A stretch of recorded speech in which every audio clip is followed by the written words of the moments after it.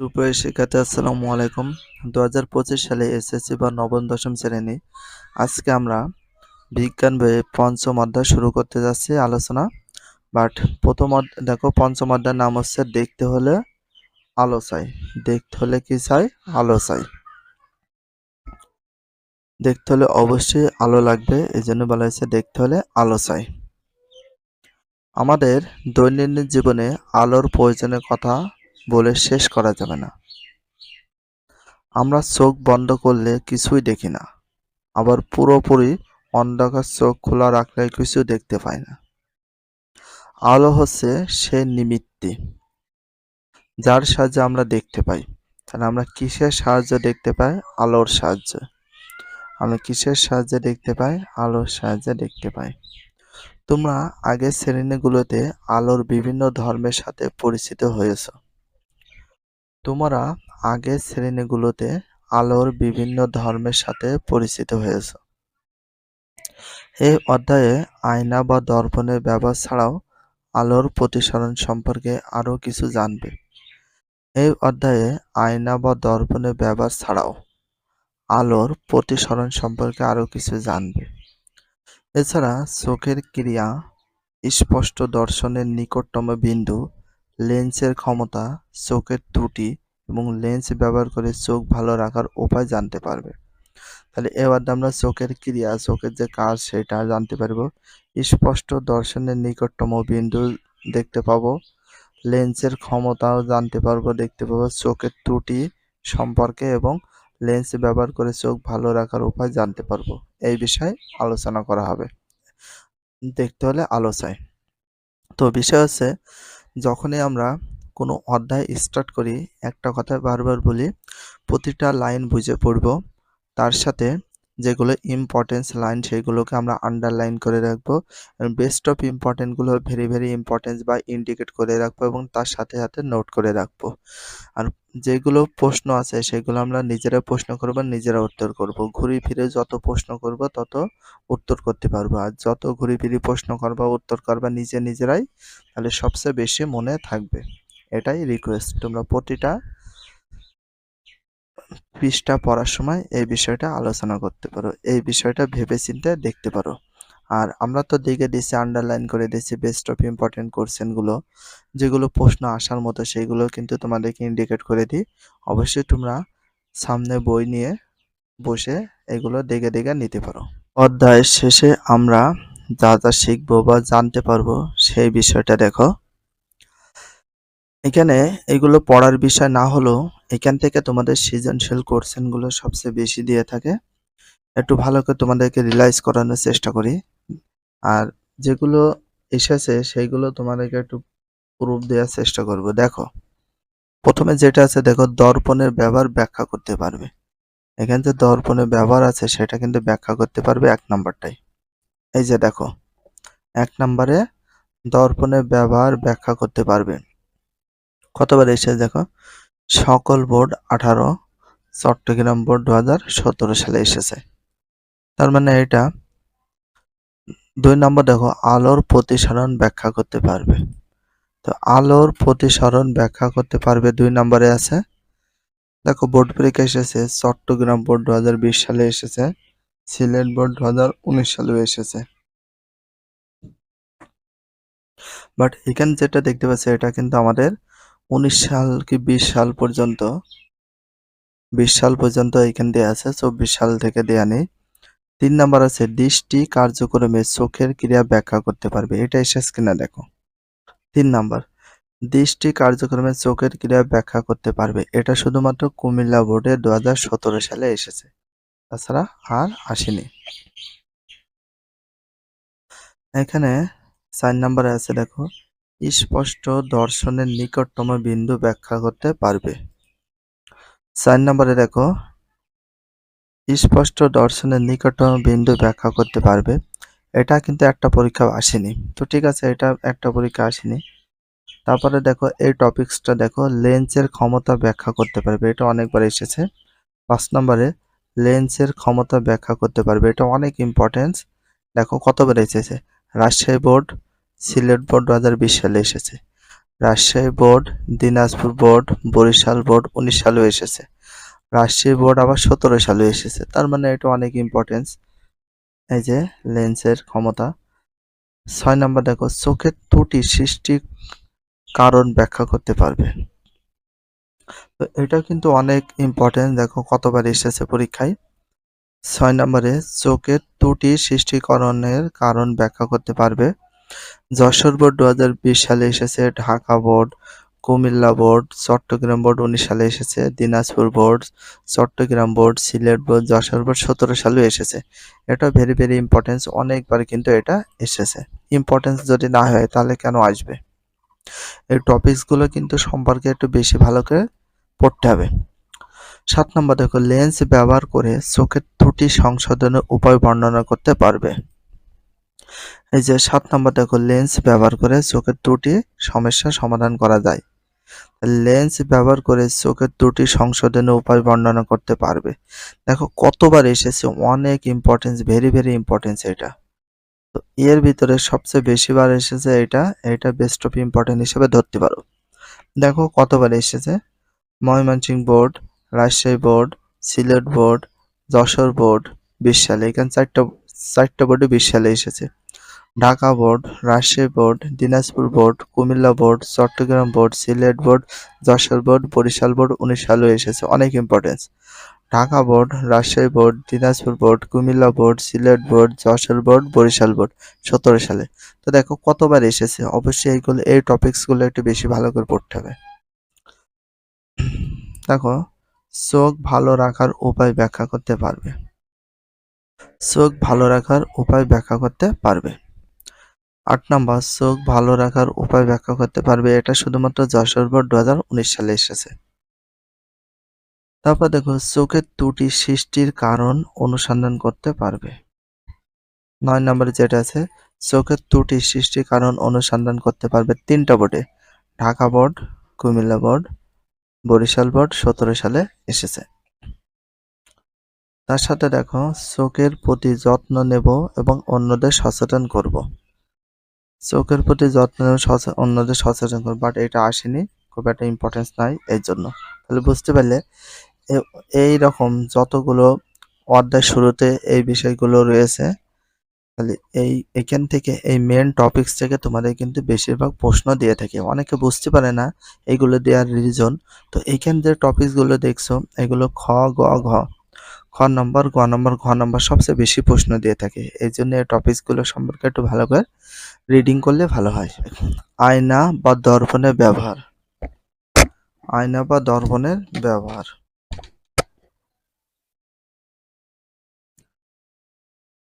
আমাদের দৈনন্দিন জীবনে আয়না বা দর্পণের নানা রকম ব্যবহার রয়েছে। আমাদের দৈনন্দিন জীবনে কিসের নানা রকম ব্যবহার আছে? আয়না বা দর্পণের। আয়না বা দর্পণের নানা রকম ব্যবহার রয়েছে বা আছে।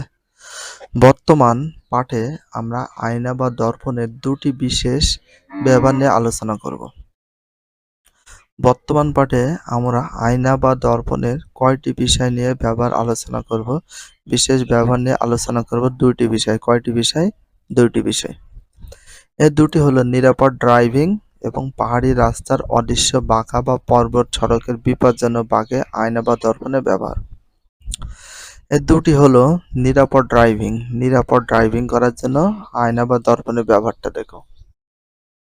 এবং পাহাড়ি রাস্তার অদৃশ্য বাঁকা বা পার্বত্য সড়কের বিপজ্জনক বাঁকে আয়না বা দর্পণের ব্যবহারটা দেখো।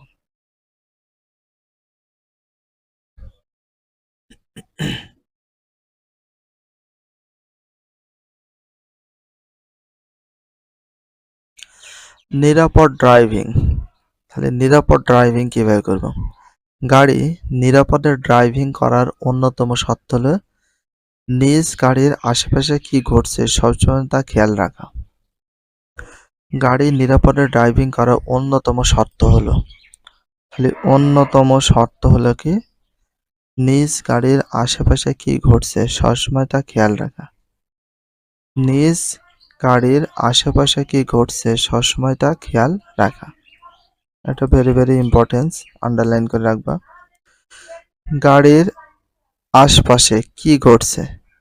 গাড়ির আশেপাশে কি ঘটছে তা খেয়াল না করলে যে কোনো সময় দুর্ঘটনা ঘটতে পারে।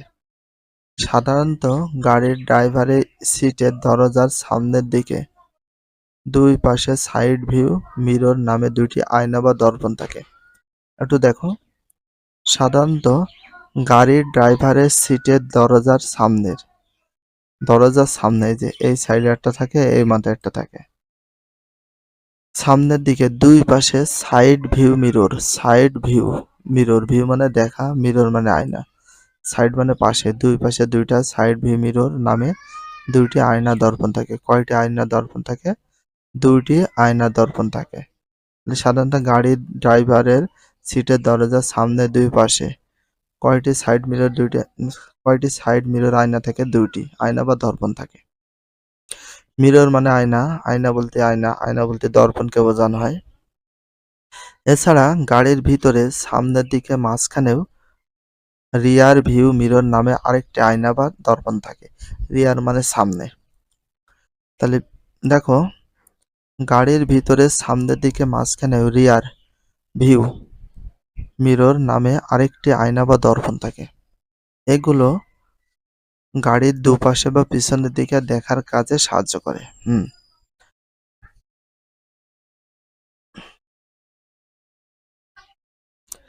এগুলো গাড়ির দুপাশে এবং পিছনের দিকে দেখার কাজে সাহায্য করে। ফলে ড্রাইভারের সামান্য মাথা ঘুরিয়েই চারপাশ দেখতে পারে। তার শরীরে কোনো রকম মোচড় দিতে হয় না বা নড়াতে হয় না। এটাই সুবিধা।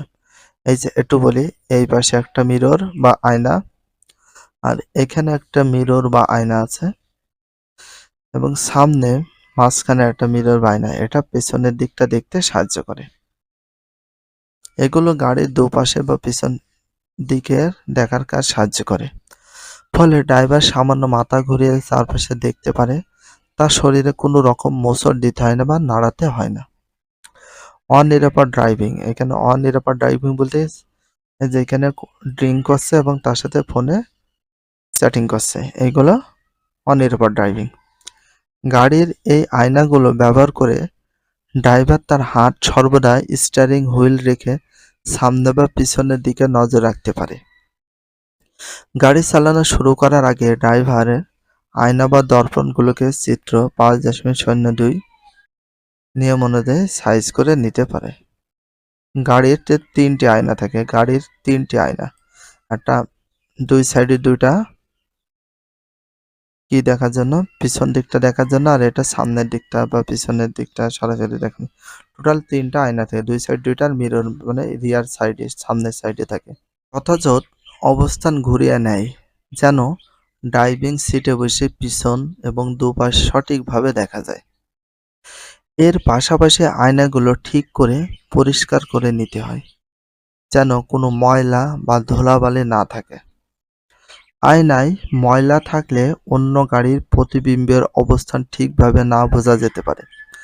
যদি আয়না ময়লা থাকে, পরিষ্কার না থাকে, কেন পিছনের গাড়ি বা সাইডের গাড়ির পিকচারগুলো বা ভালোভাবে আয়নাগুলোতে দেখা না যেতে পারে, এই জন্য অ্যাক্সিডেন্ট হওয়ার সম্ভাবনা থাকে। এই জন্য এইগুলো দিক নির্দেশনা মেনে চলা উচিত।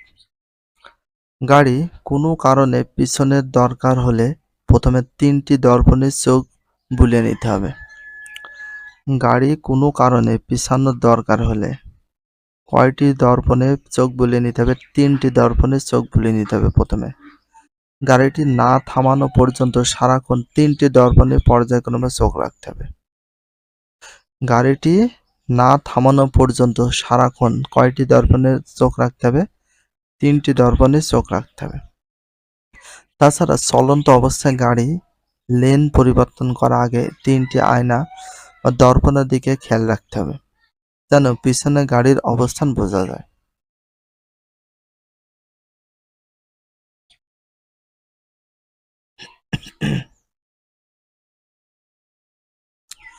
যে পাহাড়ি রাস্তাগুলো যে অদৃশ্য বাঁক রয়েছে, পাহাড়ি রাস্তাগুলো যে অদৃশ্য বাঁক, সেইগুলোতে কি ব্যবহার করা যায়? মিরর বা আয়না বা দর্পণ ব্যবহার করা হয়েছে। এই যে এইটা এই সাইডে দেখার জন্য, যাতে পিছনের থেকে কেউ না আসে বা সামনে থেকে, এই জন্য আয়নাগুলো ব্যবহার করা হয়েছে, দর্পণগুলো দেখার জন্য আয়নাগুলো। এই যে আঁকাবাঁকা পথ, পাহাড়ি রাস্তার অদৃশ্য বাঁক, যেটা দেখা যায় না, এই জন্য এটা দেওয়া হয়েছে। পাহাড়ি রাস্তা সাধারণত আঁকাবাঁকা হয়। কোন রাস্তা সাধারণত আঁকাবাঁকা হয়? পাহাড়ি রাস্তা। কোন রাস্তা সাধারণত আঁকাবাঁকা হয়? পাহাড়ি রাস্তা। পাহাড়ি রাস্তা সাধারণত কেমন হয়? আঁকাবাঁকা হয়। অনেক সময় এমন বাঁক থাকে যে রাস্তাটি প্রায় 90 ডিগ্রি বেঁকে যায়। এমন সময় এমন বাঁকা থাকে বা বাঁক থাকে, কত ডিগ্রি বেঁকে যায়? 90 ডিগ্রি বেঁকে যায়। তখন সামনের রাস্তা দিয়ে কি আসছে বোঝার কোনো উপায় থাকে না। এই কারণে পাহাড়ি রাস্তায় ড্রাইভিং বিপজ্জনক। এসব কারণে পাহাড়ি রাস্তার ড্রাইভিংটা খুব বিপজ্জনক হয়ে থাকে।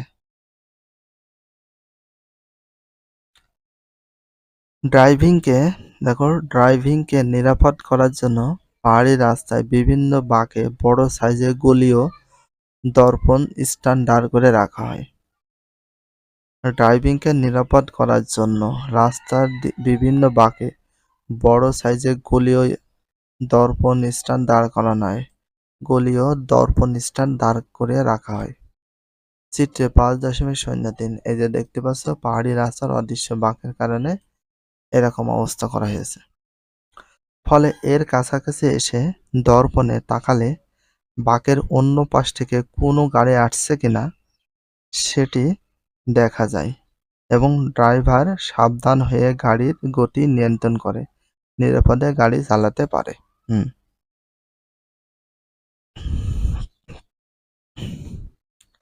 নিজে করো কাজ। একটা গাড়ির এই ৩টি আয়না পরীক্ষা করে দেখো। দেখবে এগুলো তোমাদের পরিচিত সমতল আয়না নয়। এর পৃষ্ঠদেশ সামান্য বাঁকা এবং এগুলো গলীয় আয়না। এ কারণে এই আয়নার সবকিছু একটু ছোট দেখায় সত্যি, কিন্তু এই আয়নায় অনেক বেশি এলাকা দেখা সম্ভব হয়, কারণ এটাকে আমরা বলতে পারি ওয়াইড অ্যাঙ্গেল মিরর, যেটাকে বলা যায় অনেক বড় দেখায়। আলোর প্রতিসরণ।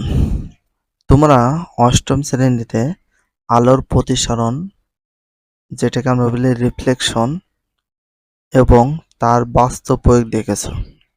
আমরা জানি আলোক রশ্মি কোনো স্বচ্ছ বা সমস্ত মাধ্যমে সবসময় সরলরেখায় চলে। আমরা জানি আলোক রশ্মি কোনো স্বচ্ছ বা সমস্ত মাধ্যমে সরলরেখায় চলে। তাহলে আলোক রশ্মি কোন মাধ্যমে সবসময় সরলরেখায় চলে? স্বচ্ছ সমস্ত মাধ্যমে। আলো যখন একটি স্বচ্ছ মাধ্যম থেকে অন্য স্বচ্ছ মাধ্যমে লম্বভাবে আপতিত না হয়ে বাঁকাভাবে আপতিত হয়, তখন মাধ্যম দুটির বিভেদ তলে এর গতিপথের দিক পাল্টে যায়। এই গতিপথের দিকটা কি হয়? পাল্টে যায়।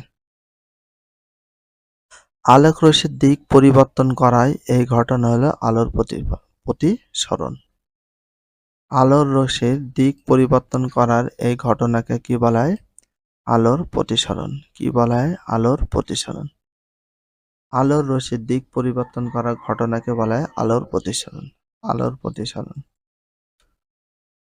৫.০৪ চিত্রটি লক্ষ্য করো। এখানে উপরের বাতাস এবং নিচে পানি কল্পনা করা হয়েছে। এই যে এখানে উপরে বায়ু আর নিচে হচ্ছে পানি কল্পনা করা হয়েছে। যখনই খাড়াখাড়িভাবে আলো পড়েছে তখন কি হয়েছে? খাড়াখাড়িভাবে আলো প্রতিসরিত হয়েছে। বায়ু মানে আকাশে যদি এই সাইড দিকে আলো প্রতিসরিত হয়, পানির মাধ্যমে সোজা না হয়ে একটু বেঁকে যায়, সেই কথাটা এখানে উল্লেখ করা হয়েছে। দেখো, আলোক রশ্মি এ থেকে শুরু করে ও বিন্দুতে পড়েছে। এই যে এ থেকে শুরু করে ও বিন্দুতে পড়েছে, অর্থাৎ এ ও আপতিত রশ্মি। তাহলে এ আর ও কি হয়? আপতত রশ্মি। তাহলে এটাকে আমরা কি রশ্মি বলি? আপাতত রশ্মি বলে থাকি। ও বিন্দু হলো আপতন বিন্দু। তাহলে ও বিন্দুটাকে কি বলা হয়? আপতন বিন্দু বলা হয়। কেন বলা হয়? যেখানে আমরা যে উপর থেকে যে আলোটা ওতে পড়েছে এটা আপাতত রশ্মি বা আপতন বিন্দু বলা হয়। ও বিন্দুর ভিতর দিয়ে পানির তলের উপরে এন এন ড্যাশ লম্বা আঁকা হয়েছে। এখানে প্রথম মাধ্যম বাতাস, দ্বিতীয় মাধ্যমটা হচ্ছে পানি। হ্যাঁ, এটা হচ্ছে উপরে বাতাস যেটাকে বায়ু আর নিচে হচ্ছে পানি, সেটা বলা হয়েছে। ও বিন্দুর ভিতর দিয়ে দেখো এখানে প্রথম মাধ্যমে বাতাস, দ্বিতীয় মাধ্যম পানি।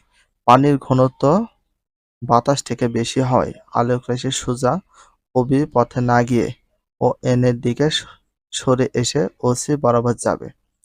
তাহলে বাতাসের চেয়ে পানির ঘনত্ব পরিমাণ বেশি। এই কারণে কি হয়েছে? আলোক রশ্মি সোজা ও বিতে না যেয়ে ওসিতে পতিত হয়েছে। এখানে ওসি হচ্ছে প্রতিসরিত রশ্মি। তাহলে ওসি যেটা রয়েছে প্রতিসরিত রশ্মি বলা হয়। এটাকে আমরা বলবো প্রতিসরিত রশ্মি। চিত্রে কোণ এ ও এন হলো আপতন কোণ। দেখো এ ও এন এটাকে বলা হয় আপতন কোণ। দেখো কোণ C O N dash, C O N dash হলো প্রতিসরণ কোণ। কি কোণ? প্রতিসরণ কোণ। আর এটাকে বলে আপতন কোণ। এখানে আপতিত হয়েছে আপতন কোণ বলা হয়। এটা প্রতিসরণ হয়েছে এই জন্য এটাকে বলা হয় প্রতিসরণ কোণ। এখানে উল্লেখ্য আলোক রশ্মি যদি এ ও বরাবর আপতিত না হয়ে এন ও বরাবর আপতিত হতো, যে এন ও বরাবর আপতিত হতো তাহলে কিন্তু এটি সোজা ও এন বরাবর চলে যেত। এই যে ও আর এন আছে না, বরাবর সোজা চলে যেত। নিচে করো, একটা কাজ দিয়েছে দেখো। একটি কাপে একটি মুদ্রা রেখে তুমি তোমার মাথাটা এমনভাবে সরিয়ে নাও যেন মুদ্রাটি আর দেখা না যায়। এবার কাপে পানি ঢালতে থাকো। তুমি এক সময় মুদ্রাটি দেখতে পাবে। শূন্য কাপে আলো সোজাসুজি তোমার চোখে আসতে না পারলেও পানি থাকার কারণে বাঁকা হয়ে সেটি তোমার চোখে পৌঁছাতে পারে। প্রতিসরণের সূত্র। প্রতিসরণের সময় আলোর রশ্মি চলাচলের ধর্মকে দুটি সূত্রে প্রকাশ করা যায়। প্রতিসরণের সূত্র। প্রতিসরণের সময় আলোর রশ্মি চলাচলের ধর্মকে কয়টি সূত্রে প্রকাশ করা যায়? দুইটি সূত্রে প্রকাশ করা যায়। ১ নাম্বার আপতিত রশ্মি। আপতন বিন্দুতে বিভেদ তলের উপর আঁকা অবিলম্ব এবং প্রতিসরিত রশ্মি একই সমতলে থাকে। ২ এক জোড়া নির্দিষ্ট মাধ্যম এবং নির্দিষ্ট রঙের আলোর জন্য আপতন কোণের সাইন থিটা, প্রতিসরণ কোণের সাইন থিটা ড্যাশ অনুপাত সর্বদা ধ্রুবক থাকে। Sine theta oblique sine theta dash সমান এন। এই সূত্র দুটো প্রকাশ করা যায়। ঠিক আছে, এই সূত্র দুটো একটু মনে রাখার চেষ্টা করতে হবে তোমাদের।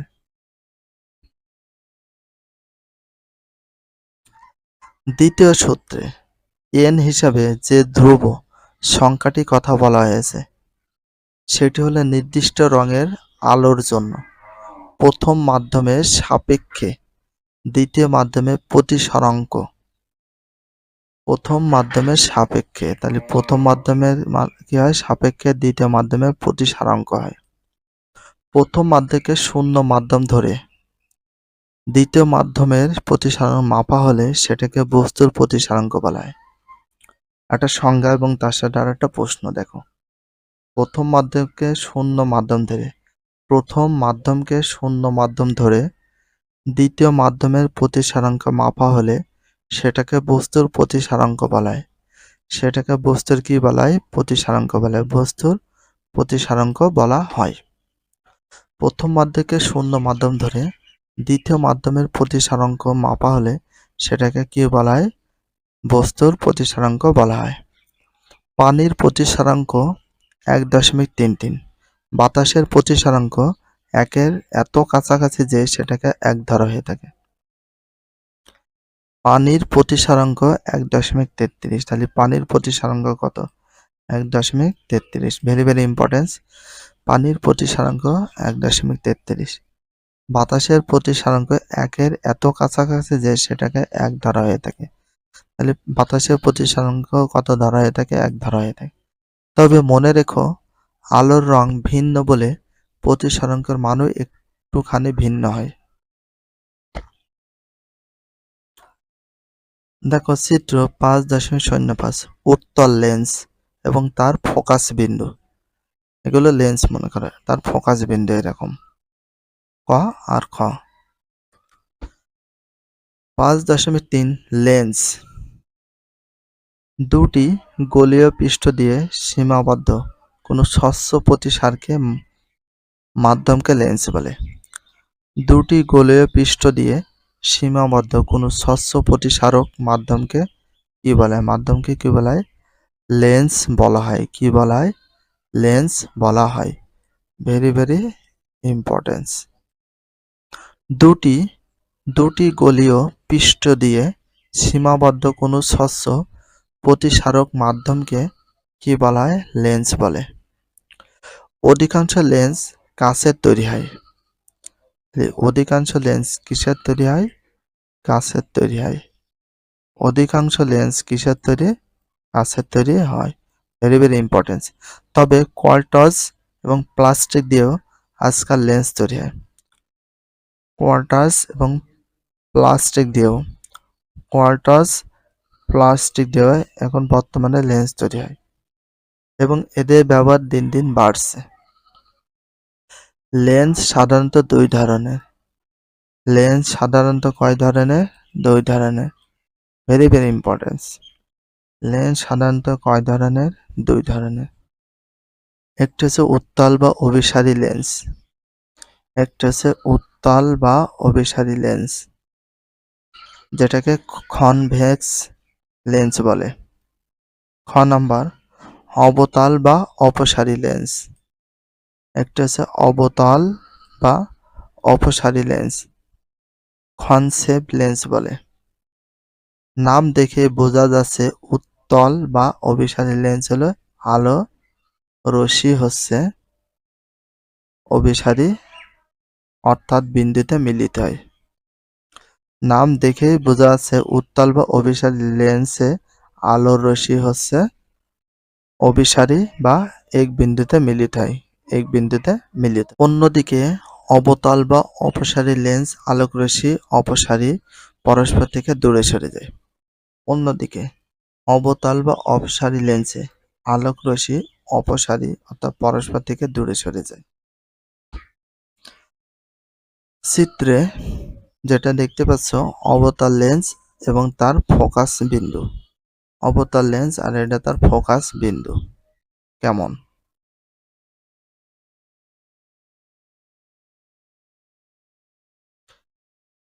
চিত্রে ৫.০৫ এ দেখানো লেন্সটি হলো উত্তল লেন্স। চিত্রে যে লেন্সটি দেখানো হয়েছে লেন্সটির নাম হচ্ছে উত্তল লেন্স। কি লেন্স? উত্তল লেন্স।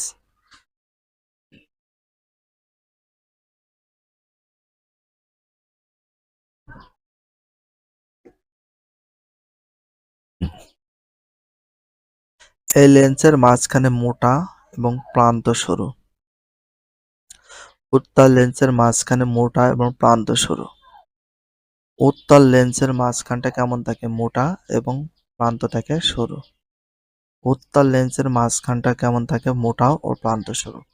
তাই এটিকে কখনো কখনো স্থূল মধ্য লেন্স বলা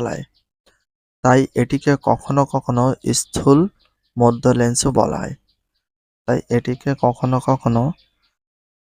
স্থূল মধ্য লেন্সও বলা হয়।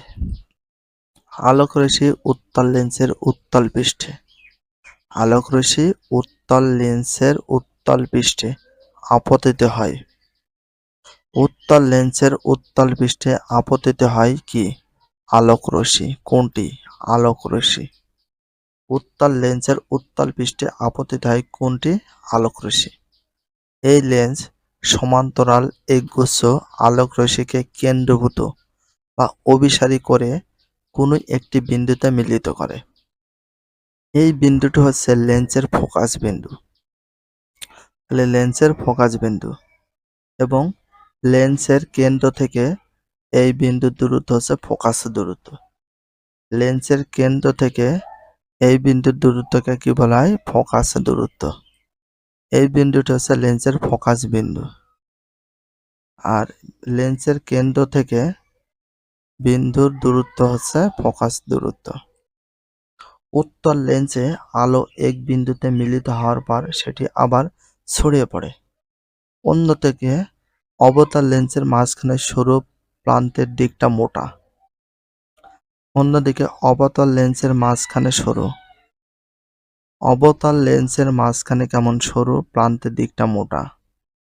এটার ক্ষেত্রে আলাদা। চিত্র 5.06। এই লেন্সের অবতল পৃষ্ঠে সমান্তরাল আলোকরশ্মি আপাতত হলে আলোকরশ্মি অপসারী হয়ে ছড়িয়ে পড়ে। যদিও অপসারিত রশ্মিগুচ্ছ সোজা পিছনের দিকে বাড়িয়ে নেওয়া হয়েছে, কল্পনা করে নিলে সেগুলো একটি বিন্দুতে মিলিত হচ্ছে বলে মনে হয়। এই বিন্দুটি হচ্ছে অবতল লেন্সের ফোকাস বিন্দু এবং লেন্সের কেন্দ্র থেকে এই বিন্দুর দূরত্ব হচ্ছে ফোকাস দূরত্ব। এই বিন্দু হচ্ছে অবতল লেন্সের ফোকাস বিন্দু আর এই লেন্সের কেন্দ্র থেকে এই বিন্দুর দূরত্ব হচ্ছে ফোকাস দূরত্ব। এটাই।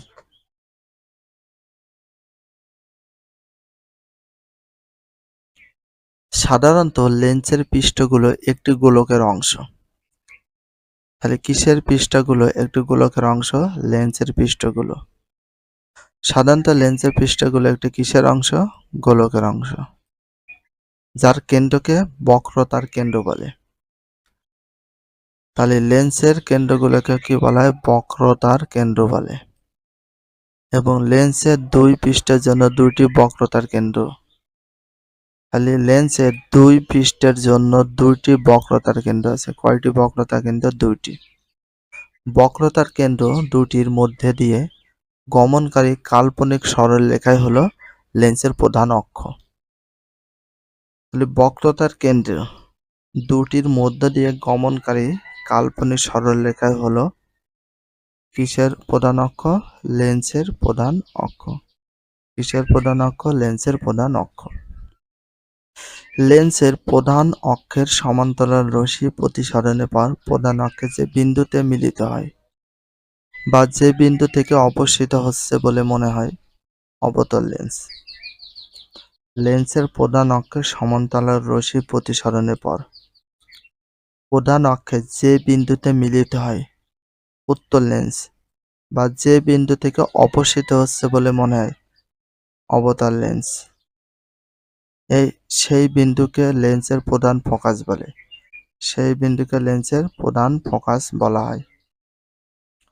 5.05 এবং 5.6 চিত্রে এফ বিন্দু হলো প্রধান ফোকাস। এখানে যে এফ বিন্দু দেখতে পাচ্ছ এটা হচ্ছে প্রধান ফোকাস। এই যে এফ বিন্দু, এই যে এফ বিন্দু যেটা দেখতে পাচ্ছ এটা হচ্ছে তার প্রধান ফোকাস।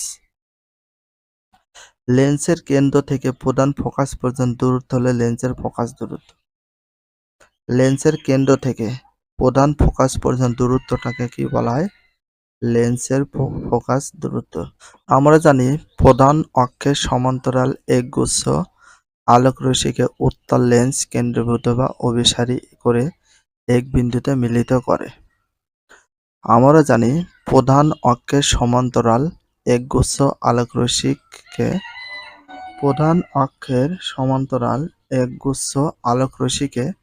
উত্তল লেন্স কেন্দ্রীভূত বা অভিসারী করে এক বিন্দুতে মিলিত করে। অপরদিকে অবতল লেন্স একগুচ্ছ সমান্তরাল রাশিকে অপসারী করে, ফলে ওই রাশিগুচ্ছ কোনো একটি বিন্দু থেকে অপসারিত হচ্ছে বা ছড়িয়ে যাচ্ছে বলে মনে হয়। এখানে দেখো প্রধান অক্ষের সমান্তরাল একগুচ্ছ আলোকরশ্মিকে উত্তল লেন্স কেন্দ্রীভূত বা অভিসারী করে এক বিন্দুতে মিলিত করে কইল। অপরদিকে অবতল লেন্স একগুচ্ছ সমান্তরাল রশ্মিকে অপসারী করে, ফলে ওই রশ্মিগুচ্ছ কোনো একটি বিন্দু থেকে অপসারিত হচ্ছে, তা ছড়িয়ে যাচ্ছে বলে মনে হয়। আলোক রশ্মিকে অভিসারী বা অপসারী করার প্রক্রিয়াটি পরিমাপ করার জন্য লেন্সের ক্ষমতা সংজ্ঞায়িত করা হয়েছে। আলোক রশ্মিকে অভিসারী বা অপসারী করার প্রক্রিয়াটি পরিমাপ করার জন্য লেন্সের কি সংজ্ঞায়িত করা হয়েছে? লেন্সের ক্ষমতা সংজ্ঞায়িত করা হয়েছে। 1 লেন্সের ফোকাস দূরত্ব। 1 লেন্সের ফোকাস দূরত্ব মিটারে প্রবেশ করে দিয়ে ভাগ করা হলে লেন্সের ক্ষমতা পাওয়া যায়। 1 লেন্সের ফোকাস দূরত্ব মিটারে প্রকাশ করে দিয়ে ভাগ করলে লেন্সের ক্ষমতা পাওয়া যায়, যার এক হল ডায়োপ্টার। যার একক হলো ডায়োপ্টার। তাহলে 1 লেন্সের ফোকাস দূরত্ব মিটার প্রকাশ করে বা ফোকাস দূরত্ব দিয়ে ভাগ করা হলে লেন্সের ক্ষমতা পাওয়া যায়, যার একক হলো ডায়োপ্টার। কি বলা হয়? ডায়োপ্টার বলা হয়। একটি উত্তল লেন্সের ফোকাস দূরত্ব 2 মিটার হলে তার ক্ষমতা হবে 1 অথবা 2 ডায়োপ্টার, মানে হাফ, যেটাকে আমরা 1/2 ডায়োপ্টার। তো 1/2, এটাকে 1/2 বোঝানো হয়েছে। 1/2 ডায়োপ্টার বা 1/2 ডায়োপ্টার বা হাফ ডায়োপ্টার বলা হয়। লেন্সের ক্ষমতা ধনাত্মক বা ঋণাত্মক দুইই হতে পারে। লেন্সের ক্ষমতা 2 ধরনের হতে পারে, একটা হচ্ছে ধনাত্মক আর একটা হচ্ছে ঋণাত্মক। ধনাত্মক এবং ঋণাত্মক 2 ধরনের হতে পারে। কোনো লেন্সের ক্ষমতা +1D বলতে বোঝায় লেন্সটি উত্তল এবং এটি প্রধান অক্ষের 1 মিটার দূরে আলোকরশ্মিগুলোকে মিলিত করবে। 1D লেন্স বলতে এটাকে বোঝানো হয়। লেন্সটি উত্তল এবং এটি প্রধান অক্ষের 1 মিটার দূরে আলোকরশ্মিকে মিলিত করবে। এইটা এখানে কিন্তু বোঝানো হয়েছে। একইভাবে লেন্সের ক্ষমতা -2D হলে বুঝতে হবে লেন্সটি অবতল। এটি প্রধান অক্ষের সমান্তরাল এক গুচ্ছ আলোকরশ্মিকে এমনভাবে অপসারিত করে যে এগুলো কোনো লেন্স থেকে 1 অথবা 1/2 বা হাফ মিটার বা 50 সেন্টিমিটার দূরে কোনো বিন্দু থেকে অপসারিত হচ্ছে বলে মনে হয়। আমরা কিভাবে দেখি? এই যে এটা দেখো, চিত্রে যেটা দেখতে পাচ্ছ, এইভাবে দেখি। এই যে আলো আছে, আমরা কিন্তু এই লেন্সের মাধ্যমে কিন্তু এগুলো দেখতে পাই। এই যে এইভাবে আমরা কিভাবে দেখতে পাই? তোমরা অষ্টম শ্রেণীতে চোখের গঠন সম্পর্কে জেনেছো। বর্তমান পাঠে চোখের ক্রিয়ার মাধ্যমে আমরা কিভাবে দেখতে পাই, চিত্র 5.07 সেটি হল আলোচনা করা হবে। চোখের উপাদানগুলোর মাঝে রয়েছে রেটিনা। চোখের উপাদানগুলোর মাঝে রয়েছে কি? রেটিনা। চোখের lens, aqueous humour, vitreous humour এবং কর্নিয়া। চোখের উপাদানগুলোর মাঝে রয়েছে রেটিনা, চোখের lens, aqueous humour, vitreous humour, cornea. Very very importance বা বেস্ট অফ ইম্পর্টেন্স। তোমরা লেন্স কিভাবে কাজ করে তার একটি ধারণা পেয়েছো, তাই নিশ্চয় বুঝতে পারছো চোখের লেন্সও একটি অভিসারী লেন্সের মতো কাজ করে। চোখের লেন্সও একটা কিসের মতো কাজ করে? অভিসারী লেন্সের মতো কাজ করে। উত্তল বা অভিসারী লেন্স সবসময় উল্টো প্রতিবিম্ব তৈরি করে। উত্তল বা অভিসারী লেন্স সবসময় উল্টো প্রতিবিম্ব তৈরি করে। ক্যামেরায় ছবি তোলার জন্য এভাবে প্রতিবিম্ব তৈরি করা হয়। তাহলে ক্যামেরায় ছবি তোলার জন্য কি তৈরি করা হয়? প্রতিবিম্ব তৈরি করা হয়। যখনই আমাদের সামনে কোনো বস্তু থাকে, তখন ওই বস্তু থেকে আলোকরশ্মি এই লেন্স দ্বারা প্রতিসারিত হয়। তখন ওই বস্তু থেকে আলোকরশ্মি লেন্স তখনই কি হয়? যখনই আমাদের সামনে কোনো বস্তু থাকে, তখন ওই বস্তু থেকে আলোকরশ্মি এই লেন্স দ্বারা প্রতিসারিত হয় এবং রেটিনার উপর একটি উল্টো প্রতিবিম্ব তৈরি করে। তাহলে কিসের উপর একটি উল্টো প্রতিবিম্ব তৈরি করে? উল্টো রেটিনার উপর। কিসের উপর একটি উল্টো প্রতিবিম্ব তৈরি করে? রেটিনার উপর। তো রেটিনার উপর একটি কি তৈরি করে? উল্টো প্রতিবিম্ব তৈরি করে। রেটিনার উপর আলো পড়লে স্নায়ুর সাথে সংযুক্ত ক্ষুদ্র ক্ষুদ্র রড এবং কোন কোষগুলো সেই আলো গ্রহণ করে তাকে তড়িৎ বা বিদ্যুৎ সিগন্যালে পরিণত করে। রেটিনার উপর আলো পড়লে স্নায়ুর সাথে সংযুক্ত ক্ষুদ্র ক্ষুদ্র রড এবং কোন কোষগুলো সেই আলো গ্রহণ করে তাকে তড়িৎ বা বিদ্যুৎ সিগন্যালে পরিণত করে।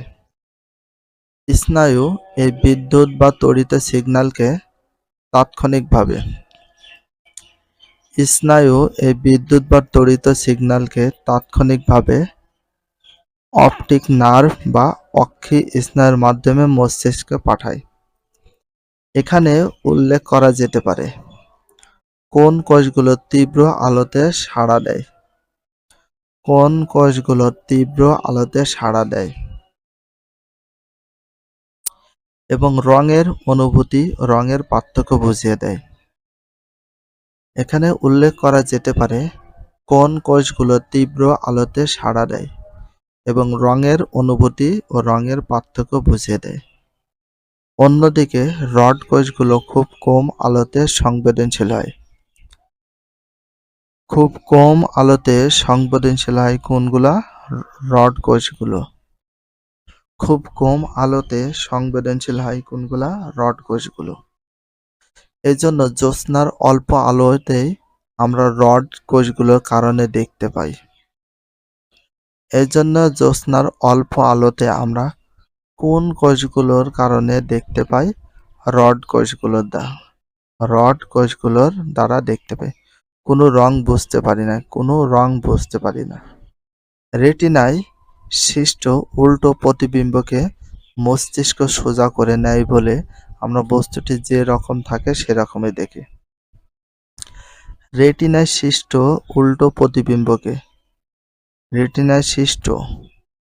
উল্টো প্রতিবিম্বকে মস্তিষ্ক সোজা করে নেয় বলে আমরা সেটি সেরকমই দেখতে পাই।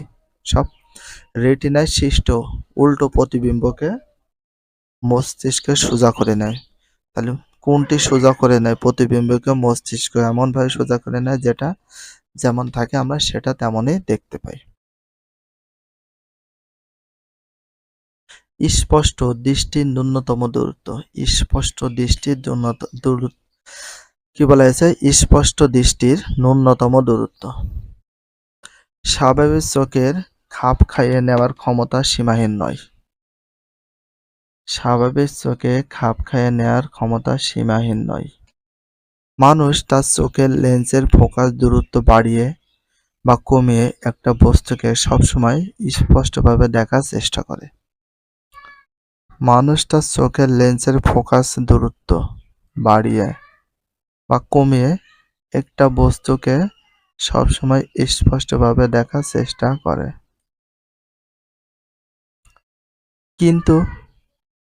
কিন্তু লক্ষ্যবস্তু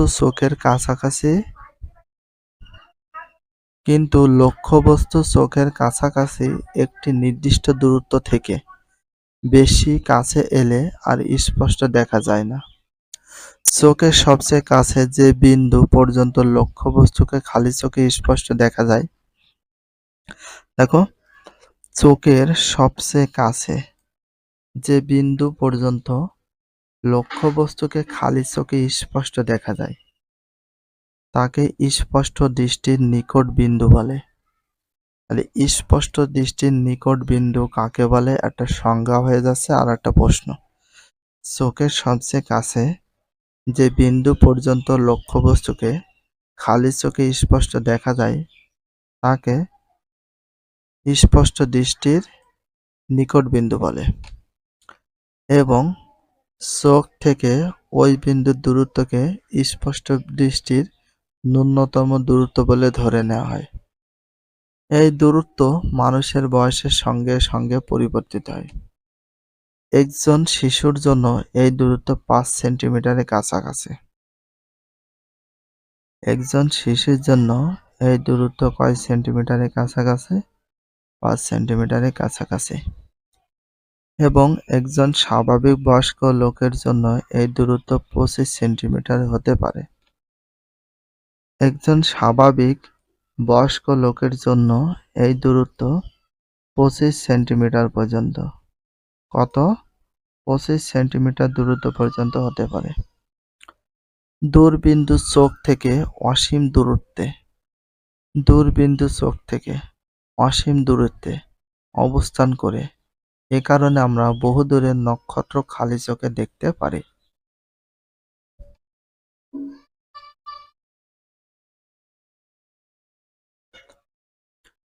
চোখের ত্রুটি এবং তার প্রতিকার।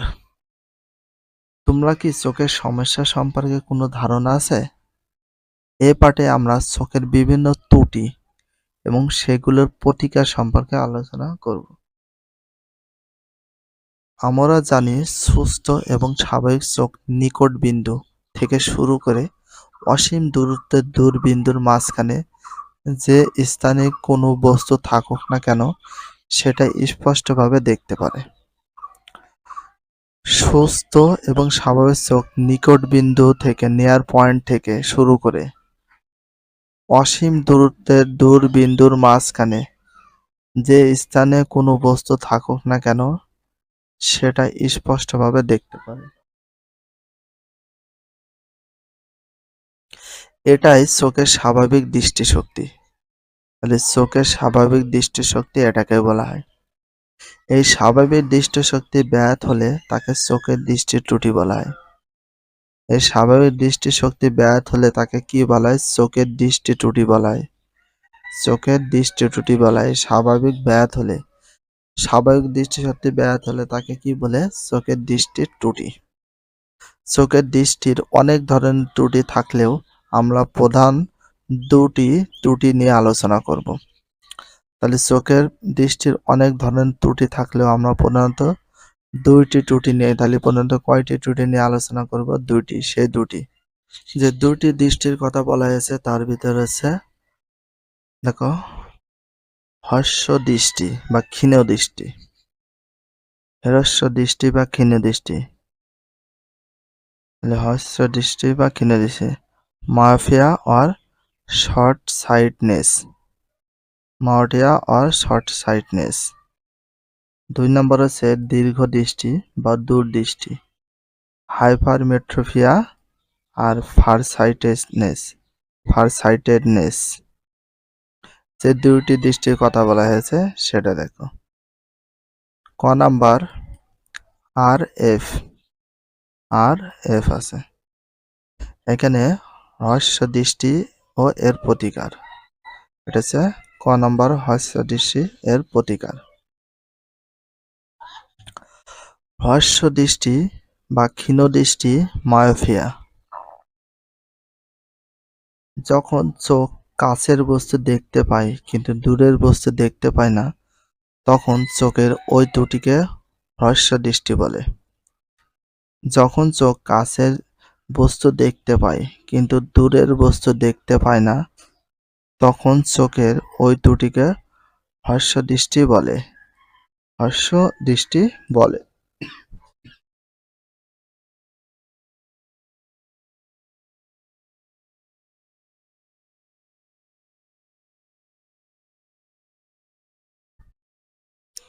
এরূপ চোখের দূরবিন্দুটি অসীম দূরত্ব অপেক্ষা খানিকটা নিকটে থাকে। এরূপ চোখের দূরবিন্দুটি অসীম দূরত্ব অপেক্ষা খানিকটা নিকটে থাকে। এবং বস্তুকে স্পষ্ট দৃষ্টির ন্যূনতম দূরত্ব হতে আরও কাছে আনলে অধিকতর স্পষ্ট দেখায়। নিম্নলিখিত দুটি কারণে এ ত্রুটি হয়ে থাকে। ক্ষীণদৃষ্টি হওয়ার দুইটি ত্রুটি হয়ে থাকে। কয়টি কারণে হয়ে থাকে? দুইটি ত্রুটি কারণে হয়ে থাকে। ১ নাম্বার, চোখের লেন্সের অভিসারী ক্ষমতা বৃদ্ধি পেলে বা ফোকাস দূরত্ব কমে গেলে। চোখের লেন্সের অভিসারী ক্ষমতা বৃদ্ধি পেলে বা ফোকাস দূরত্ব কমে গেলে। ২.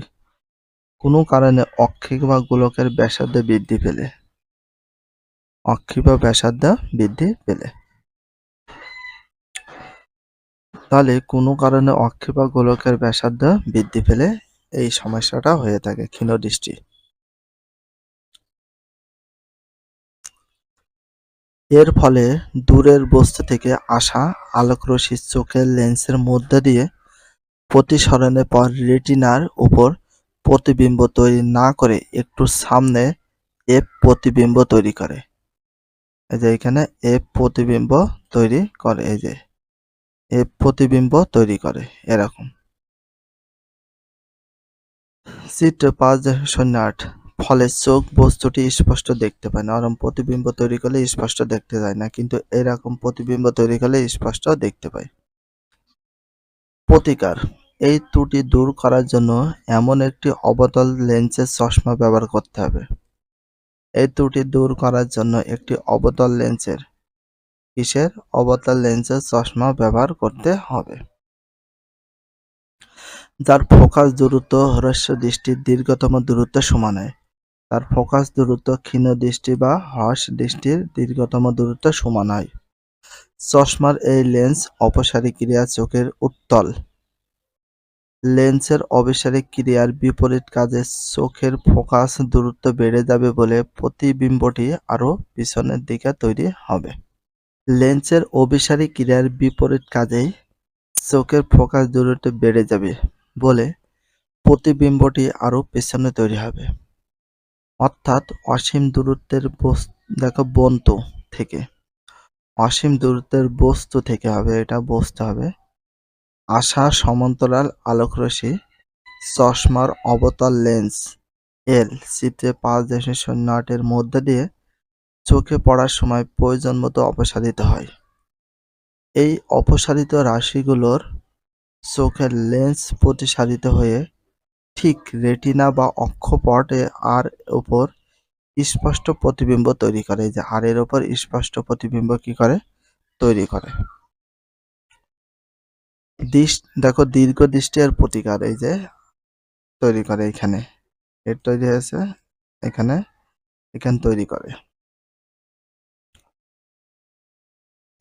দৃষ্টি দেখো দীর্ঘ দৃষ্টি আর প্রতিকার। দীর্ঘ দৃষ্টি অনেক ভালো দৃষ্টি পাওয়ার জন্য এটা এরকম হবে N1।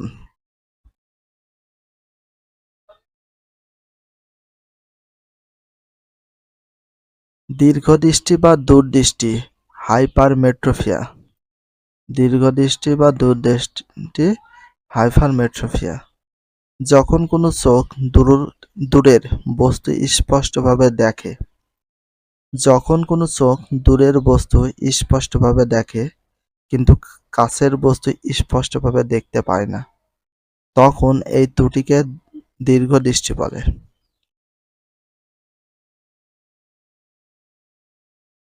যখন কোনো চোখ দূরের বস্তু স্পষ্টভাবে দেখে কিন্তু কাছের বস্তু স্পষ্টভাবে দেখতে পায় না, তখন তাকে ত্রুটি দূরদৃষ্টি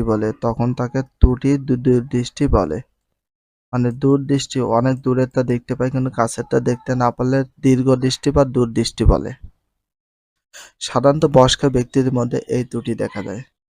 সাধারণত দীর্ঘদৃষ্টি বা দূরদৃষ্টি কাদের মধ্যে দেখা যায়? বয়স্ক ব্যক্তিদের মধ্যে বেশি দেখা যায়।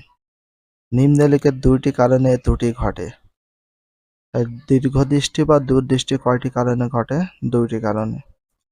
দীর্ঘদৃষ্টি বা দূরদৃষ্টি কয়টি কারণে ঘটে? দুইটি কারণে ঘটে। ১ নাম্বার, চোখের লেন্সের অভিসারী ক্ষমতা হ্রাস পেলে অথবা চোখের লেন্সের ফোকাস দূরত্ব বেড়ে গেলে। ২. কোনো কারণে অক্ষি গোলকের ব্যাসার্ধ কমে গেলে। কোনো কারণে অক্ষিগোলকের ব্যাসার্ধ কমে গেলে।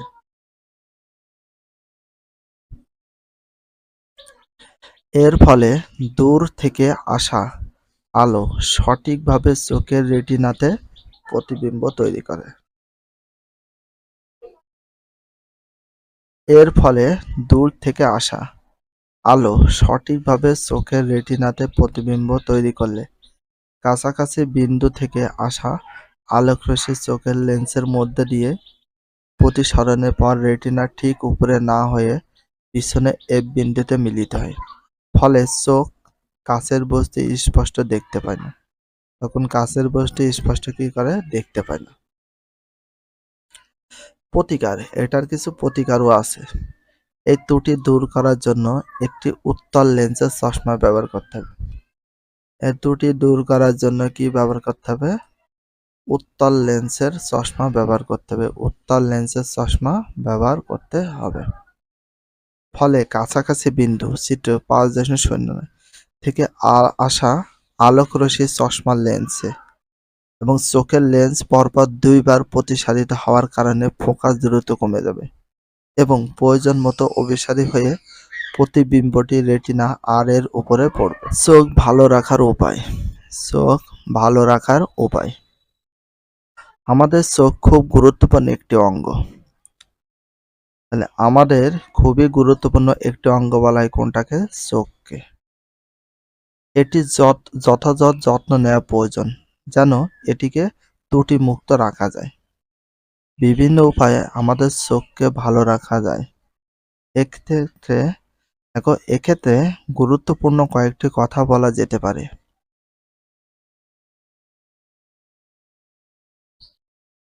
ক নাম্বার, সঠিক পুষ্টি গ্রহণ চোখের জন্য খুবই দরকারি। সঠিক পুষ্টি গ্রহণ চোখের জন্য খুবই দরকারি। সঠিক পুষ্টি গ্রহণ করা চোখের জন্য খুবই দরকারি। ভিটামিন এ, সি আর ই সমৃদ্ধ খাবার খেতে হবে। ভিটামিন এ, সি এবং ই। ভিটামিন এ, সি এবং ই সমৃদ্ধ খাবার খেতে হবে। ফ্যাটি অ্যাসিড যুক্ত খাবার, জিঙ্ক সমৃদ্ধ খাবার, গাঢ় সবুজ শাকসবজি, বিভিন্ন ফল চোখের জন্য খুবই ভালো।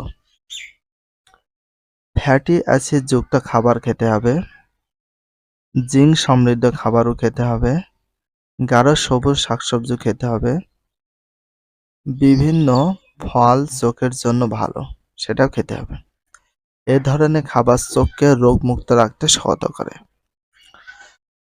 চোখকে রোগমুক্ত রাখতে কি করে? সহায়তা করে। এই জন্য তার সাথে গাজর, মাছ, ব্রোকলি, গম, মিষ্টি কুমড়ো, হলুদ ফল যেমন পাকা পেঁপে, আম ইত্যাদি পরিমিত পরিমাণে খেতে হবে। এগুলো যদি খাই আমরা তাহলে আমাদের চোখগুলো ভালো থাকবে। ভিটামিন এ, সি এবং ই সমৃদ্ধ খাবার খেতে হবে পুষ্টিগুণ সম্পন্ন। তার সাথে কি খেতে হবে? ফ্যাটি অ্যাসিড যুক্ত খাবার, জিঙ্ক সমৃদ্ধ খাবার, গাঢ় সবুজ শাকসবজি, বিভিন্ন ফল চোখের জন্য খুবই ভালো। তাহলে চোখকে রোগমুক্ত রাখতে হলে আরও কিছু শাকসবজি বা ফলমূল খেতে হবে। গাজর, মাছ, ব্রোকলি, গম, মিষ্টি কুমড়া, হলুদ ফল, পাকা পেঁপে, আম এসবও পরিমাণ মতো খেতে হবে। তাহলে চোখটা যত্ন থাকবে।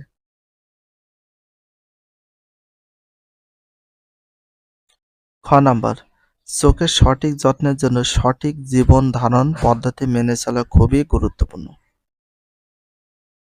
সারাদিনের পরিশ্রমের পর শরীরের মতো চোখও ক্লান্ত হয়ে পড়ে। চোখকে পুনরায় সতেজ করতে সারা রাত ঘুমানো প্রয়োজন। চোখকে পুনরায় সতেজ করতে সারা রাত ঘুমানো প্রয়োজন। চোখকে সতেজ করার জন্য সারা রাত ঘুমানো প্রয়োজন। তাই এই নির্ধারিত সময় ঘুম নিশ্চিত করতে হবে। এছাড়া গবেষণায় দেখা গেছে ধূমপানও চোখের ক্ষতি করে। তাই ধূমপান থেকে বিরত থাকতে হবে। কেউ যদি রোদ থেকে চোখকে রক্ষা করার জন্য সানগ্লাস ব্যবহার করতে চায় তাহলে অবশ্যই অতিবেগুনি রশ্মি প্রতিহত করতে পারে এমন সানগ্লাস ব্যবহার করতে হবে। তেল দিয়ে রান্না করার সময় কিংবা ঝালাইয়ের কাজ করার সময় যখন উত্তপ্ত কণা ছিটকে আসে তখন খুব সাবধান থাকতে হবে। তাছাড়া কেমিক্যাল নিয়ে কাজ করার সময় চোখ রক্ষা করার জন্য সেফটি গ্লাস পরা বুদ্ধিমানের কাজ হবে।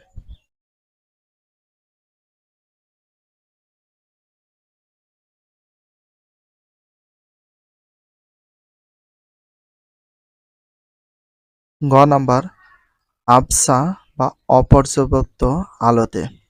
আবছা বা অপর্যাপ্ত আলোতে কাজ করলে সবকিছু চোখের খুব কাছে এনে দেখতে হয়, সেটি চোখের জন্য ক্ষতিকর।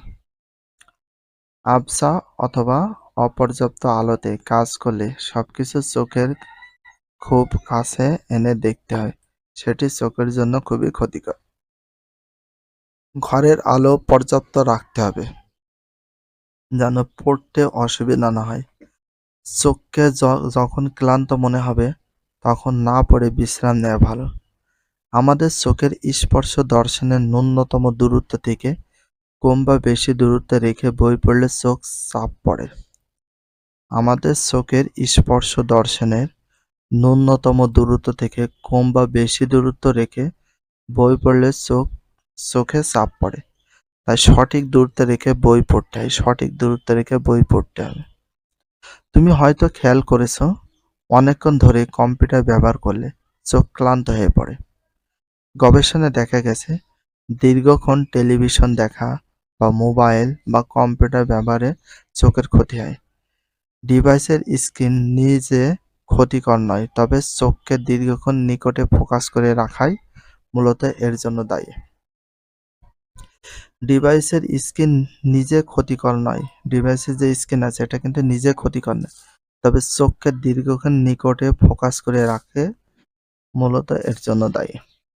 তাই এই ক্ষতি থেকে চোখকে রক্ষা করতে নির্দিষ্ট দূরত্ব থেকে এবং বিরতি দিয়ে টেলিভিশন দেখা বা কম্পিউটার ব্যবহার করা উচিত।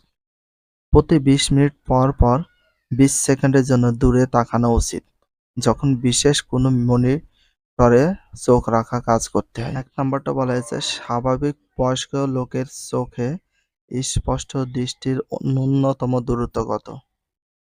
স্বাভাবিক লোকের ক্ষেত্রে এখানে বলা হয়েছে, স্বাভাবিক বয়স্ক লোকের চোখে স্পষ্ট দৃষ্টির ন্যূনতম দূরত্ব কত? ২৫ সেন্টিমিটার। কত সেন্টিমিটার? ২৫ সেন্টিমিটার। ২ নাম্বার, উত্তল লেন্সের ক্ষেত্রে প্রযোজ্য হলো। উত্তল লেন্সের ক্ষেত্রে প্রথমটা হবে, এটির ক্ষমতা ধনাত্মক, লেন্সের ক্ষমতা ধনাত্মক হতে পারে। এবং ৩ নম্বরটা হবে, সমান্তরাল রাশিগুলোকে একটি বিন্দুতে মিলিত করে। সমান্তরাল যত রশ্মি আছে সেই রশ্মিগুলোকে একটি বিন্দুতে মিলিত করে। তাহলে নিচের কোনটি সঠিক? ১ আর ৩। ১ আর ৩। চিত্রটি লক্ষ্য করো, ৩ ও ৪ নম্বর প্রশ্নের উত্তর দাও। এই যে এখানে যে চিত্র দেখতে পাচ্ছ, এটা দিয়ে ৩ আর ৪ নম্বর প্রশ্নের উত্তর দিতে হবে। ৩ নম্বর দেখো, উদ্দীপকে উল্লেখিত চোখের ত্রুটিকে কি বলা হয়? এখানে যে চোখের ত্রুটি, এখানে তোমার বিন্দুটা স্পষ্ট করছে, তো এটা হ্রস্ব দৃষ্টি বলে, হ্রস্ব দৃষ্টি বলে। ৪ নাম্বার, উল্লেখিত ত্রুটি দূর করতে হলে কোন ধরনের লেন্স ব্যবহার করতে হবে? অবতল লেন্স, অবতল লেন্স, অবতল লেন্স ব্যবহার করতে হবে, অবতল লেন্স। ১ নাম্বার, উদ্দীপকটা পড়ে নি। সেজুটি দূর থেকে ব্ল্যাকবোর্ড শিক্ষকের লেখা স্পষ্ট দেখতে পায় না। অন্যদিকে সেজুটির বাবার কাছের জিনিস দেখতে সমস্যা হয়। পরবর্তীকালে সেজুটি ও তার বাবা ডাক্তারের শরণাপন্ন হলে ডাক্তার সেজুটির জন্য এক ধরনের লেন্স এবং তার বাবার জন্য ভিন্ন ধরনের লেন্স ব্যবহারের পরামর্শ দিলেন। এটা হচ্ছে উদ্দীপক। তো এখানে কিছু কোশ্চেন আছে, দেখো ৪টা কোশ্চেন আছে সৃজনশীলের। ক নাম্বার, আলোর প্রতিসরণ কাকে বলে? আলোর প্রতিসরণ কাকে বলে বলতে কি বোঝায় বা কি, এইগুলো হলে তখন আমরা কি দিই? সংজ্ঞা দিয়ে থাকি। তো এখানে দেখো, আমরা পঞ্চম অধ্যায় সাধারণ বিজ্ঞানের ৫ম অধ্যায় ১ নম্বর প্রশ্নের উত্তরটা দেখাই। তো ক নাম্বারটা দেখো, আলো যখন একটি স্বচ্ছ মাধ্যমে থেকে অন্য স্বচ্ছ মাধ্যমে তির্যকভাবে আপতিত হয়, তখন মাধ্যম দুটির বিভেদ তলে এর দিক পরিবর্তন করার ঘটনাকে আলোর প্রতিসরণ বলে। আরেকবার পড়ি। আলো যখন একটি স্বচ্ছ মাধ্যম থেকে অন্য স্বচ্ছ মাধ্যমে তির্যকভাবে আপতিত হয়, তখন মাধ্যম দুটির বিভেদ তলে এর দিক পরিবর্তন করার ঘটনাকে আলোর প্রতিসরণ বলে।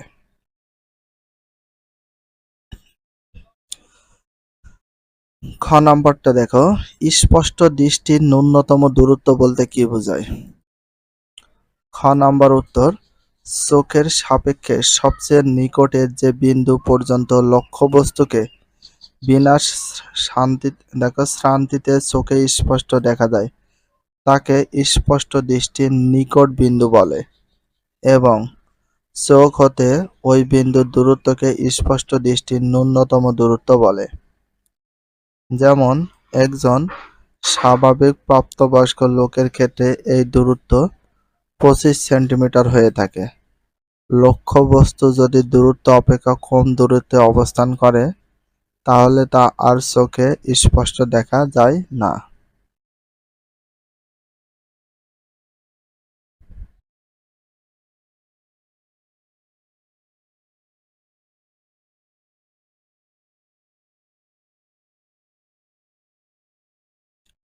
গ নাম্বার, চোখের কোন ধরনের ত্রুটিতে সে যদি আক্রান্ত ব্যাখ্যা করো। গ নাম্বার উত্তর, সে যদি হ্রস্বদৃষ্টি ত্রুটিতে আক্রান্ত। আমরা জানি যখন চোখ কাছের বস্তু দেখতে পায় কিন্তু দূরের বস্তু দেখতে পায় না, তখন চোখের এই ত্রুটিকে হ্রস্বদৃষ্টি বলে। যেহেতু সে যদি কাছ হতে বই পড়তে পারে কিন্তু দূর থেকে ব্ল্যাকবোর্ড শিক্ষকের লেখা স্পষ্ট দেখতে পায় না, তাই তার চোখ হ্রস্বদৃষ্টি ত্রুটিগ্রস্ত।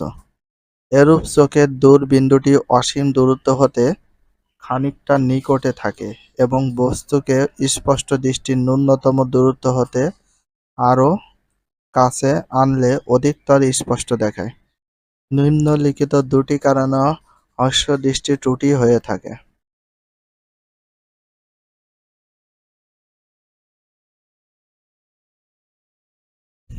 এখানে যে দুটি ত্রুটির কথা বলা হয়েছে দেখো, চোখের লেন্সের অভিসারী ক্ষমতা বৃদ্ধি পেলেও, 2 নাম্বার, কোনো কারণে অক্ষি গোলকের ব্যাসার্ধ বৃদ্ধি পেলে। দেখো ক চিত্র রয়েছে আর খ চিত্র। এইখানে দেখো ত্রুটি হলে এখানে মন করে স্পষ্ট দেখা যাবে, আর ত্রুটিবিহীন যেটা আছে সেটা মন করে এখানে দেখা যাবে।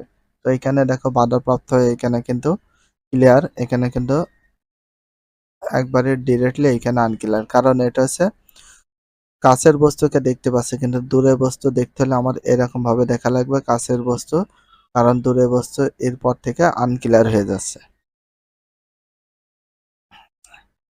দেখো হ্রস্বদৃষ্টি ত্রুটির ক্ষেত্রে দূরের বস্তু হতে নির্গত আলোকরশ্মি চোখের লেন্সের মধ্য দিয়ে প্রতিসরণের পর রেটিনার সামনে বিন্দুতে প্রতিবিম্ব গঠন করে। চিত্র ক, রেটিনার প্রতিবিম্ব গঠিত না হয় লক্ষ্যবস্তুকে অস্পষ্ট দেখায়, কিন্তু চোখের নিকটে অবস্থিত লক্ষ্যবস্তু হতে আলো আসলে তা ত্রুটিপূর্ণ চক্ষু লেন্সে প্রতিসরণের পর রেটিনার প্রতিবিম্ব গঠন করে। চিত্র খ, তাই নিকটের বস্তু সমূহ স্পষ্ট দেখা যায়।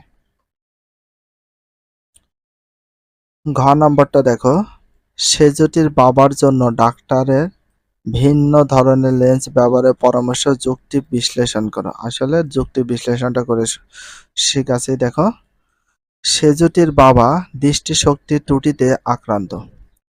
তার বাবা দূরের বস্তুসমূহ অস্পষ্ট দেখতে পেলেও নিকটের বস্তুসমূহ স্পষ্ট দেখতে পান না। এরূপ ত্রুটিকে দীর্ঘদৃষ্টি ত্রুটি বলে। অপরদিকে সেজুটি হ্রস্বদৃষ্টি ত্রুটিতে আক্রান্ত, তাই ডাক্তার সেজুটির চক্ষু সমস্যা প্রতিকারের জন্য যে লেন্স ব্যবহার করতে বললেন তার বাবার চোখের ত্রুটি প্রতিকারে তার চেয়ে ভিন্ন ধরনের লেন্সের চশমা ব্যবহার করতে বলেন। সেজুটি দূরের জিনিস দেখতে পারে না কিন্তু সেজুটির বাবা কাছের জিনিস দেখতে পারেন, দুটা দুই রকম। ক নাম্বার দেখো, এটা হচ্ছে দূরের জিনিস দেখতে পাই 25 সেন্টিমিটার, এটা প্রাপ্তবয়স্কদের জন্য দূরের জিনিস দেখতে পাচ্ছে ক নাম্বার। আর খ নাম্বার যেটা আছে, এটা দেখো দীর্ঘ দৃষ্টি তার প্রতিকার, তো প্রতিকারটা এখানে দিয়ে দিয়েছে, চিত্রটা দেখে নিতে পারি। দেখো দীর্ঘ দৃষ্টি তার প্রতিকার। সেজুতির বাবার চোখে স্বাভাবিক নিকট বিন্দু এন হতে নির্গত আলোক রশ্মি চোখের লেন্সের মধ্যে দিয়ে প্রতিসরণের পর রেটিনার পেছনে বিন্দুতে মিলিত হয় চিত্র ক, ফলে চোখ কাছের বস্তু স্পষ্ট দেখতে পায় না। এই সমস্যা দূর করার জন্য চোখের সামনে একটি উত্তল লেন্সের চশমা ব্যবহার করলে স্পষ্ট দর্শনের নিকটতম বিন্দু এন হতে নির্গত আলোকরশ্মি এই সাহায্যকারী লেন্সে এবং চোখের লেন্স পরপর দুইবার প্রতিসরিত হওয়ার পর প্রয়োজন মতো অভিসারী হয়ে রেটিনা আর উপরে পড়বে। এই প্রতিসরিত রশ্মিগুলোকে পিছনের দিকে বর্ধিত করলে এরা জিরো বিন্দুতে মিলিত হবে চিত্র খ। এর ফলে সেজুতির বাবার চোখ বস্তুটিকে জিরো বিন্দুতে দেখবে এবং এই জিরো বিন্দু দীর্ঘদৃষ্টির নিকটতম দূরত্ব। সুতরাং সেজুতি বাবার জন্য ডাক্তারের ভিন্ন ধরনের লেন্স ব্যবহারের পরামর্শের যৌক্তিকতা রয়েছে। তো এবার আমরা 2 নম্বর সৃজনশীল প্রশ্ন উত্তরটা দেখাবো। তো ফার্স্টে দেখো উদ্দীপকে পরবর্তী চিত্র 1 চিত্র 2 দেখে প্রশ্নগুলো উত্তর দাও। চিত্র 1 রয়েছে আঁকাবাঁকা রাস্তা, চিত্র 2 রয়েছে কার। তো দেখো ক নাম্বার, লেন্স কাকে বলে বা বলতে কি বোঝায় বা কি লেন্স কি, খালি সংজ্ঞা দিতে হবে। 2 নম্বর সৃজনশীল প্রশ্নের উত্তর ক নাম্বার, দুটি গোলীয় পৃষ্ঠ দ্বারা সীমাবদ্ধ কোনো স্বচ্ছ প্রতিসারক মাধ্যমকে লেন্স বলে। দুটি গোলীয় পৃষ্ঠ দ্বারা সীমাবদ্ধ কোনো স্বচ্ছ প্রতিসারক মাধ্যমকে লেন্স বলে। খ নাম্বার, লেন্সের ক্ষমতা বলতে কি বোঝায়। লেন্সের ক্ষমতা বলতে কি বোঝায় এবং লেন্স কাকে বলে কি, এইগুলো বললে তখন আমরা কি দিই, সংজ্ঞা দিয়ে থাকি। একগুচ্ছ সমান্তরাল আলোক রশ্মিকে কোনো লেন্সের অভিসারী গুচ্ছ বা অপসারী গুচ্ছে পরিণত করার ক্ষমতাই হলো লেন্সের ক্ষমতা। লেন্সের ক্ষমতা ধনাত্মক বা ঋণাত্মক হতে পারে। সাধারণত লেন্সের ক্ষমতা ধনাত্মক হলে লেন্সটি উত্তল লেন্স, ঋণাত্মক হলে লেন্সটি অবতল লেন্স হবে। এটাই।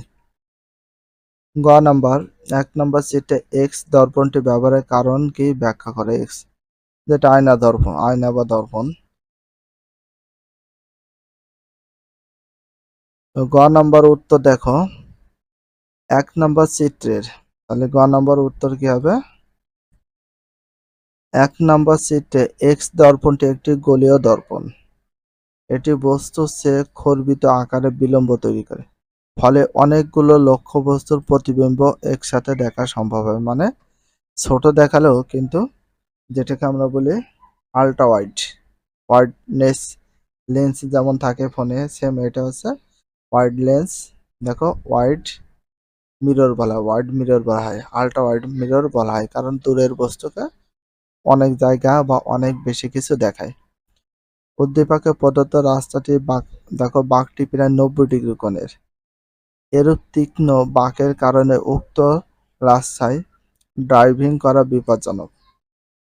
এ কারণে উক্ত রাস্তায় বাঁকে বড় সাইজের গোলীয় দর্পণ স্ট্যান্ডে বাঁকের নিকট দাঁড় করে রাখা হয়েছে, যাতে এর কাছাকাছি এসে দর্পণে তাকালে বাঁকের অন্য পাশ থেকে কোনো গাড়ি আসে কি না বা গাড়ির সংখ্যা কতটি তা দেখা যায়। ফলে ড্রাইভার সাবধান হয়ে গাড়ির গতি নিয়ন্ত্রণ করে নিরাপদে গাড়ি চালাতে পারে। সুতরাং উপরোক্ত আলোচনা থেকে বলতে পারি, চিত্র 1-এর রাস্তার বাঁকে গোলীয় দর্পণটি ব্যবহার করার কারণ হলো বাঁকের বিপরীত পাশ থেকে আসা গাড়ির ড্রাইভার দিকে নিরাপদে গাড়ি চালাতে পারে। অর্থাৎ কোনোরূপ দুর্ঘটনা যাতে না ঘটে। ঘ নম্বর দেখো 2 নম্বর সিটে গাড়িটিতে পি, কিউ, আর দর্পণের ভূমিকা বিশ্লেষণ করো। এই যে পি, কিউ, আর এটা দর্পণ। দর্পণ মানে যেটাকে আমরা বলি আয়না বা মিরর বলে থাকি। ঘ নম্বর উত্তর, গাড়িটিতে পি, কিউ আর দর্পণগুলো ব্যবহারের ভূমিকা নিচে বিশ্লেষণ করা হলো। গাড়ি নিরাপদে চালানোর অন্যতম শর্ত হলো নিজ গাড়ির আশেপাশে সর্বদা কি ঘটছে তা খেয়াল রাখা। সাধারণত গাড়ির সম্মুখের দিকে দুপাশে দুটি দর্পণ ব্যবহার করা হয়। এছাড়া গাড়ির ভিতরে সামনের দিকে মাঝখানে আরেকটি দর্পণ থাকে। এগুলো গাড়ির দুপাশ এবং পিছনের দিক দেখার কাজে সহায়তা করে।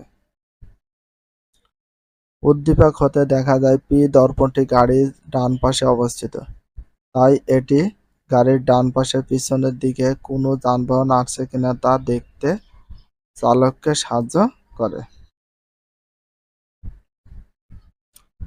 আবার আর দর্পণটি গাড়ির বাম পাশে অবস্থিত, এটি ফুটপাতে লক্ষ্য করার জন্য এবং বাম পাশে হতে কোনো গাড়ি ওভারটেক করার চেষ্টা করছে কিনা তা লক্ষ্য রাখতে চালককে সাহায্য করে। অপরদিকে কিউ দর্পণটি চালকের মাথার উপরের দিকে অবস্থিত। এটি দ্বারা গাড়ির সরাসরি পিছনে যানবাহনগুলো কত দূরত্বে আছে এবং কত দূরত্ব চলছে তা দেখা সম্ভব।